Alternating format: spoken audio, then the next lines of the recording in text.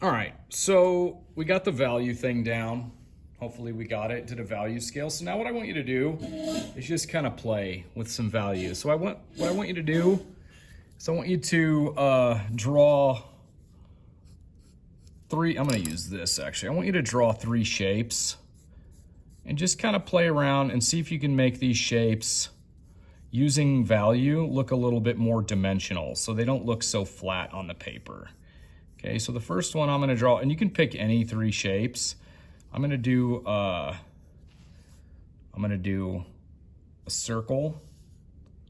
I might actually do a cube, even though that looks 3D. I'm gonna just add some shading to it, and I probably won't go through all of these. Then I'm gonna do, let's do a triangle.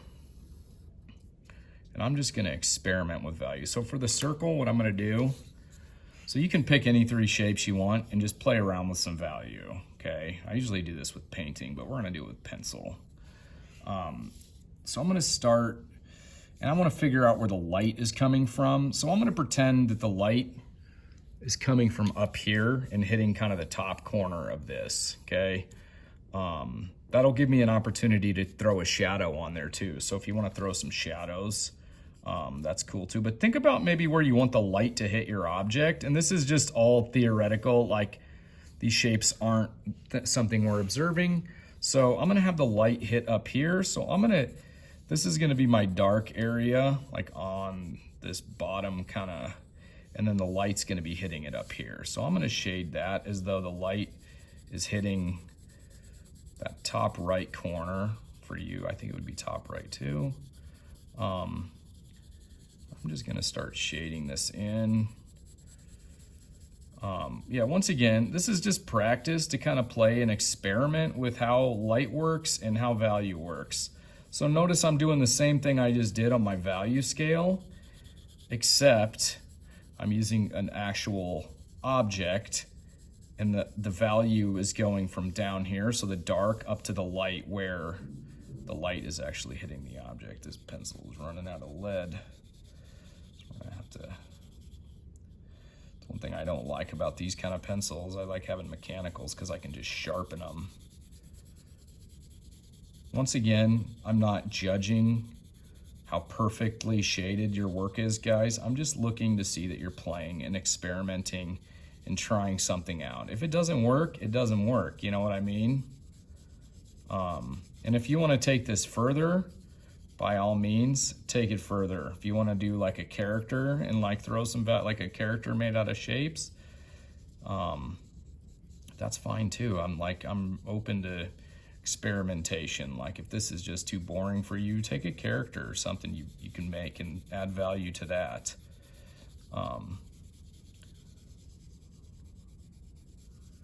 Cool, that's starting to look. So now we have the light coming in from the top corner. See that? Looks more spherical now. It doesn't look flat and 2D. And also, one of the things that like kids in my class forget too is when we're throwing shadows on stuff, we're grounding an object to give it even more of an illusion of it existing in space. Okay, so I'm gonna throw this shadow on here just for fun, just to see how it looks. And shadows typically start darker the closer to the object, and then they kind of fade as they come away. So I'm gonna kind of shade that a little bit. And this isn't gonna look perfect, but that's okay. We have a shadow coming off of an object. That made it look a little bit more deep, like it's actually cool. So we have a shadow, we have a sphere. And one of the things, guys, is art is just a matter of practicing. You just get better at this stuff as you do it. Like when I started drawing, like that would be like challenging to me, you know? Once again, we have a triangle. How am I gonna shade this? I don't know. Maybe I'll have the middle be kind of the highlight area and the two sides kind of be the dark ones. So I'm just gonna do this real quick. Let's see what happens if we kind of shade the sides. See what happens in the middle. So this is actually what this is gonna do. Sorry, I hope you guys can see. Sorry, I'm turning the page. What this is gonna do is turn this from a triangle probably into like more of like a cone shape. So not a two-dimensional shape, but a three-dimensional shape, because a cone is a three-dimensional shape, right? Just like a circle is two-dimensional and a sphere is three-dimensional.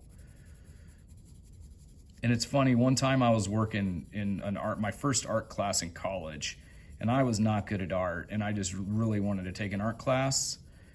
And when I figured out how value worked on like objects, it was just like a weird aha moment for me. Like it was one of those moments I'll never forget. It was really cool because I was like, oh my gosh. And I felt like I could finally draw, like I finally had some grasp on what it was to be a drawer, you know, even though it's not necessarily even a % of what it is to be a drawer. It was just one of those moments that I just was like, oh my gosh, I can draw.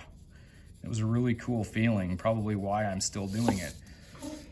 So now we went from a two-dimensional triangle to a three-dimensional cone. Now I probably want to round this bottom. That'll make it look more dimensional, but let's throw a shadow on here. That'll be fun. Let's see what happens when we throw a shadow. We'll just do this. I don't even know where the light is going on this piece, but I'm just gonna throw a shadow on here. And if you want to make it weird, make the shadow weird. Cool, now we have that. So I want you to, I'm not gonna do the cube. You guys can do a cube, you can do a regular square, you can do another shape. It's really up to you, but I want you to take 3 shapes and play around with value on those 3 shapes. Make sure you take into consideration where the light is coming from. And this is all theoretical. It's not like we're looking at real shapes. We're just playing, okay? So play with 3 shapes. Have fun, and then when you're done, post your value scale and your shapes to a Google Doc and turn them in, and that'll be what we're doing today. Cool. Have a great day, everybody. Thanks for your time.